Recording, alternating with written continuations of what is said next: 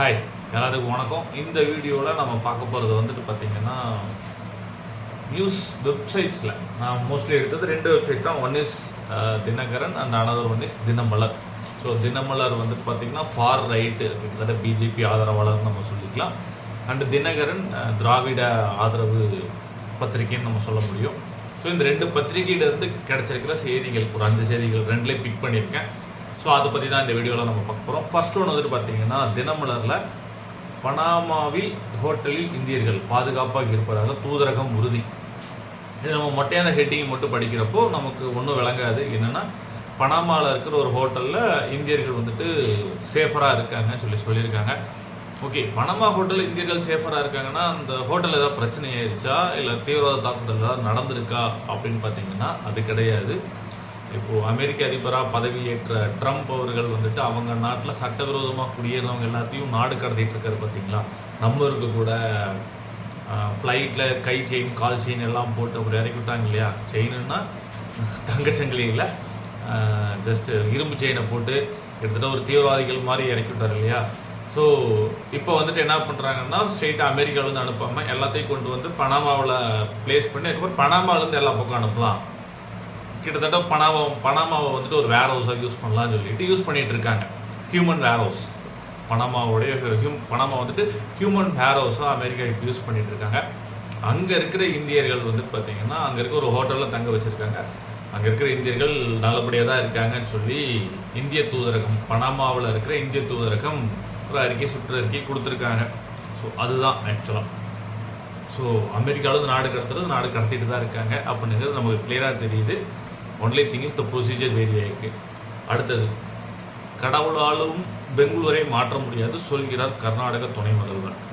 So கர்நாடகாவை இப்போது ஆட்சி செஞ்சுட்டு இருக்கிற கட்சி எதுன்னு பார்த்தீங்கன்னா காங்கிரஸ் கட்சி. அந்த காங்கிரஸ் கட்சியுடைய துணை முதல்வர் டிகே சிவகுமார். இவர் வந்துட்டு ஆக்சுவலாக இவர் தான் சீஃப் மினிஸ்டராக தான் சரியான ஒரு பேச்சுவார்த்தைகள் போயிட்டு இருந்தது. பட் ஆனால் விட்டு கொடுத்துட்டு இவர் டெபுட்டி சீஃப் மினிஸ்டர் ஆகிட்டார். இப்போ அவர் தான் வந்துட்டு பார்த்தீங்கன்னா பெங்களூரு மாகாணத்துக்கும் பொறுப்பு அமைச்சராக இருக்கிறாரு. ஸோ அவர் தான் என்ன சொல்கிறாருன்னா கடவுளாலையும் மாற்ற முடியாது பெங்களூருவை ஒரே நாளில் அப்படின்னு சொல்லி சொல்கிறாரு. ஒரு நாள் டைம் கொடுத்தா பெங்களூரை மாற்றிடலாம், ஒரு நாள் முதல்வர் மாதிரி அப்போல்லாம் மாற்ற முடியாதுன்னு சொல்லிட்டு டிகே சிவகுமார் சொல்கிறாரு. ஏன்னா சிட்டியோட எக்ஸ்பென்ஷன் ரொம்ப வேகமாகிடுச்சு. அட் த சேம் டைம் சிட்டியில் இருக்க இன்ஃப்ராஸ்ட்ரக்சரும் ரொம்ப வேகமாக மாறிடுச்சு. ஸோ இப்போ இந்த இன்ஃப்ராவெல்லாம் நம்ம ஜீரோலேருந்து திருப்பி மாற்றணும் அப்படின்னா it will take its own course of time. அதுக்கு உண்டான நேரத்தை அதுவே எடுத்துக்கும். அது வரைக்கும் நம்ம பொறுமையாக தான் இருந்தாகணும். ஒரு 2-3 வருஷம் ப்ராப்பராக பிளான் பண்ணோம் அப்படின்னா, ப்ராப்பராக எக்ஸிக்யூட் பண்ணோம் அப்படின்னா பெங்களூருவை நம்ம பாரிஸ் மாதிரி மாற்றிட முடியும்னு சொல்லி சொல்கிறாரு. பாரிஸ்ன்னு அவர் சொல்லலை, நான் எக்ஸ்ட்ரா பிட்டு தான் போட்டிருக்கேன். ஸோ பட் ஆனால் கிட்டத்தட்ட ஒரு பாரிஸ் மாதிரி நம்மளால் மாற்ற முடியும்ங்கிற ஒரு மீனிங்க்கு அவர் கொண்டு போக ட்ரை பண்ணுறாருன்னு நான் நம்புகிறேன். ஓகே, ஸோ இதுதான் அவர் சொல்கிறாரு. ஸோ என்றைக்குமே ஒரு விஷயத்தை பிளான் பண்ணி பண்ணணும், நம்ம வடிவேலு சொல்கிற மாதிரி இருக்கிறதுல. இது ஹைலைட்டான நியூஸு, கேரளா பற்றின நியூஸு. ரயில் என்ஜின் டிரைவர்கள் இளநீர் குடிக்கக்கூடாது, தெற்கு ரயில்வே உத்தரவுக்கு எதிர்ப்பு. ஸோ அதாவது லோக்கோ பைலட்ஸ் ட்ரெயின் டிரைவர் இருக்காங்க பார்த்தீங்களா, ட்ரெயினுக்குன்னு ஒரு டிரைவர் இருப்பாங்க. அவங்கள வந்து நம்ம லோக்கோ பைலட்டுன்னு சொல்லுவோம். ஸோ அந்த லோக்கோ பைலட் ட்ரைவ் பண்ணுறதுக்கு முன்னாடி, அதாவது ட்ரெயினை வந்துட்டு ஸ்டார்ட் பண்ணுறதுக்கு முன்னாடியோ ட்ரெயினை ட்ரைவ் பண்ணுறதுக்கு முன்னாடியோ ஆல்கஹால் டெஸ்ட் வந்துட்டு எடுப்பாங்க. ஸோ சரக்கு அடிச்சிருக்காங்களா இல்லை வேறு ஏதாவது போதை வஸ்துக்கள் எடுத்துக்கிட்டு போயிருக்காங்களான்னு சொல்லி செக் பண்ணுவாங்க. ஸோ அந்த மாதிரி செக் பண்ணிவிட்டு தான் அவங்கள ட்ரெயின் ஓட்டுறதுக்கே அலோவ் பண்ணுவாங்க. ஸோ அப்படி செக் பண்ணுறப்போ ஒரு சில பேர்த்துக்கு பாசிட்டிவ் வந்திருக்கு. அதாவது இந்த ப்ரீத் அனலைசர் இருக்குல்ல, ப்ரீத்தலைசர் சம்திங், அதை வச்சு செக் பண்ணுறப்போ அவங்களுக்கு ஆல்கஹால் ஸ்மெல் வந்திருக்கு. ஓகேங்களா. ஆனால் பிளட்டை வச்சு செக் பண்ணுறப்போ ஆல்கஹால் இல்லைன்னு சொல்லி ரிசல்ட் வந்துருச்சு. ஸோ இது என்ன பிரச்சனை ஏது பிரச்சனைன்னு சொல்லிட்டு டிரைவர் கிட்டலாம் கேட்குறப்போ டிரைவர் வந்துட்டு ஒவ்வொரு டைமும், அதாவது பைலட்டாக லோக்கோ பைலட்டாக ட்ரெயின் என்ஜினை வந்துட்டு ட்ரைவ் பண்ணுறதுக்கு முன்னாடி அவங்க வந்துட்டு கொஞ்சம் ஃப்ரெஷ்ஷாக இருக்கணும் அப்படிங்கிறதுக்காக சரக்கடிக்கிறதுக்கு பதிலாக காஃப் சிரப் இருக்கு இல்லையா, அதை 1-2 எக்ஸ்ட்ரா 2 எடுத்திருக்காங்க. அப்புறம் இளநீர் குடிச்சிருக்காங்க. ரொம்ப புத்துணர்ச்சியாக இருக்கணும் அப்படிங்கிறதுக்காண்டி இளநீர் குடிச்சிருக்கோம் அப்படின்னு சொல்லி சொல்கிறாங்க. ஒரு சில பேர் நல்லா வாயை கொப்பளிச்சுட்டு வந்தேன். ஸோ வாயை வந்துட்டு நம்ம ரின்ஸ் பண்ணுறோம் அப்படின்னாலே நாம் ஒரு ஆல்கஹால் ரிலேட்டடான ஒரு ஐட்டத்தை போட்டு தான் நம்ம ரின்ஸ் பண்ணுவோம், மவுத் வாஷ் பண்ணணும் அப்படின்னா. ஸோ இதெல்லாம் நான் பண்ணிட்டு வந்திருக்கேன்னு சொல்கிறப்போ ஓகே, அதனால தான் ரிசல்ட் வந்துட்டு மாற்றி மாற்றி கொடுக்குதுங்கிறத தெற்கு ரயில்வே புரிஞ்சுக்கிட்டாங்க. ஸோ இதுக்காக அவங்க என்ன சொல்கிறாங்கன்னா, இனிமேல் இதெல்லாம் பண்ணாமல் வாங்க அப்படின்னு சொல்லி சொல்கிறாங்க. பட் ஆனால் இதுக்கு தான் அவங்க எதிர்ப்பு தெரிவிக்கிறாங்க. நாங்கள் என்ன பண்ணணும் ஏது பண்ணணும் நீங்கள் சொல்லக்கூடாது, நாங்கள் பண்ணுறதை பண்ணுறோம், நாங்கள் ஆல்கஹால் குடிச்சிருக்கோமா குடிக்கலையானுங்கிறது நீங்கள் கண்டுபிடிங்க அப்படின்னு சொல்லி 2 பேரும் பேசிக்கிட்டு இருக்காங்க. பட் இதுக்கு ஒரு முடிவு கிடைக்கும் நம்ம நம்பலாம். பட் இப்போ அடுத்து நம்ம பார்க்க போகிற 2 நியூஸ் தினகரன்லேருந்து எடுத்திருக்கேன். ஆனால் இந்த 2 நியூஸுமே வெயிட்டான நியூஸுங்க. ஒன்று வந்துட்டு ஓகே, பட் ஆனால் இன்னொன்று வந்துட்டு பார்த்திங்கன்னா வெயிட்டான நியூஸு. டாஸ்மாகிற்கு வழி கேட்டு ஆசிரியர் மீது சரமாரி தாக்குதல், 3 சிறுவர்கள் சிக்கினர். இந்த நியூஸ் ஆக்சுவலாக எப்படி தினகரனில் வந்துச்சுன்னு எனக்கு புரியலைங்க. ஏன்னா இந்த நியூஸ் வந்துட்டு ஆட்சிக்கு எதிரான ஒரு நியூஸு. இந்த நியூஸ் எப்படி தூக்கி தினகரனில் போட்டாங்க அப்படிங்கிறதான் கொஸ்டின் மார்க்கு. பட் ஆனால் ஸ்டில் இந்த நியூஸ் எங்கே நடந்துச்சுன்னா தமிழ்நாட்டில் கிருஷ்ணகிரி மாவட்டத்தில் நடந்திருக்கு. அதாவது டேவிட் ராஜன் அப்படிங்கிற நபர் வந்துட்டு பார்த்திங்கன்னா காஞ்சிபுரத்தில் ஒரு ஸ்கூலில் ஒர்க் பண்ணிகிட்டு இருக்காரு. அந்த நபர் வந்து கிருஷ்ணகிரி போயிருக்காரு. ஸோ அந்த சமயத்தில் அங்கே ஒரு 3 பேர் வந்து டாஸ்மாகுக்கு இந்த பக்கம் எங்கே போகணும்னு சொல்லி கேட்டிருக்காங்க.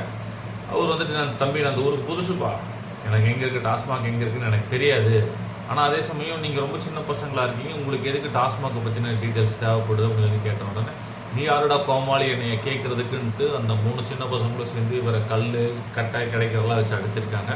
So after that case file ஆயிடுச்சு, எல்லாம் நடந்தாச்சு. அப்படின்னாலும் பள்ளி மாணவர்கள் டாஸ்மாகிற்கு வழி கேட்பது அப்படிங்கிறதே ரொம்ப கொடூரமான விஷயம். ஏன்னா குடிக்கிறாங்க அப்படிங்கிறது ஒன் பார்ட்டு. பட் ஆனால் குடிக்கிறதுக்காக யார்கிட்டயோ போயிட்டு வழி கேட்டு குடிக்க போகிறாங்க அப்படிங்கிறது உண்மையிலுமே கொடுமையான ஒரு விஷயம்.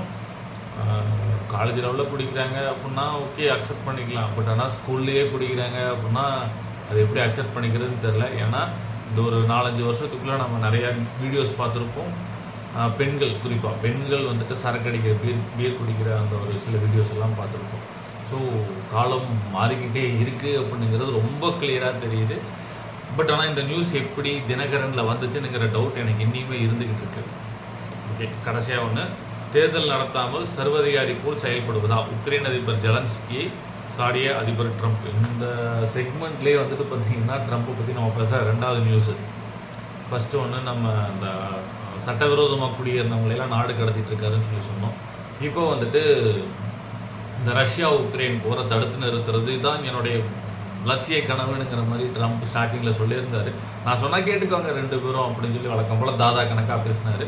இப்போது அந்த தாதா அதான் ட்ரம்ப் தான் என்ன சொல்லியிருக்காரு அப்படின்னா, ஜெலன்ஸ்கி உக்ரைனுடைய அதிபர் ஜெலன்ஸ்கி அதிபர் தேர்தல் நடத்தாமலேயே ஒரு சர்வாதிகாரி போல் செயல்பட்டுக்கிட்டு இருக்காரு அப்படின்னு சொல்லி சொல்கிறாங்க. ஏன் அப்படின்னா ஜெலன்ஸ்கியோடைய அதிபர் ஆட்சி காலம்ங்கிறது முடிஞ்சு போச்சு.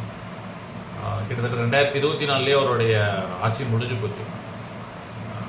அதுக்கப்புறம் எலெக்ஷன் நடத்தணும், உக்ரைனில் எலெக்ஷன் நடத்தணும். அந்த எலெக்ஷன் நடத்தி அதில் யார் அதிபர், புது அதிபர் யாருங்கிறத முடிவு பண்ணணும். பட் ஆனால் அதை வந்துட்டு உக்ரைன் பண்ணவே இல்லை. ஜெலன்ஸ்கி வந்துட்டு என்னென்னா இது ஒரு போர்க்கால சூழ்நிலையாக இருக்குது, அதனால் நானே அதிபராக தொடர்ந்துக்கிட்டு இருக்கேன் அப்படிங்கிற மாதிரி கண்டினியூ ஆகிக்கிட்டே இருக்காரு. ஸோ இதை தான் இப்போது நம்ம ட்ரம்ப் சொல்லி காமிச்சிருக்காரு. உங்களுக்கு உண்டான ஒரு 10 இயர் முடிஞ்சு போச்சு. இப்போ நம்ம சீஃப் மினிஸ்டர் எடுத்துக்கிட்டிங்கன்னா 5 வருஷம் இருப்பாங்க. அதே மாதிரி ஜெலன்ஸ்கிக்கு 4 வருஷம் முடிஞ்சு போச்சு.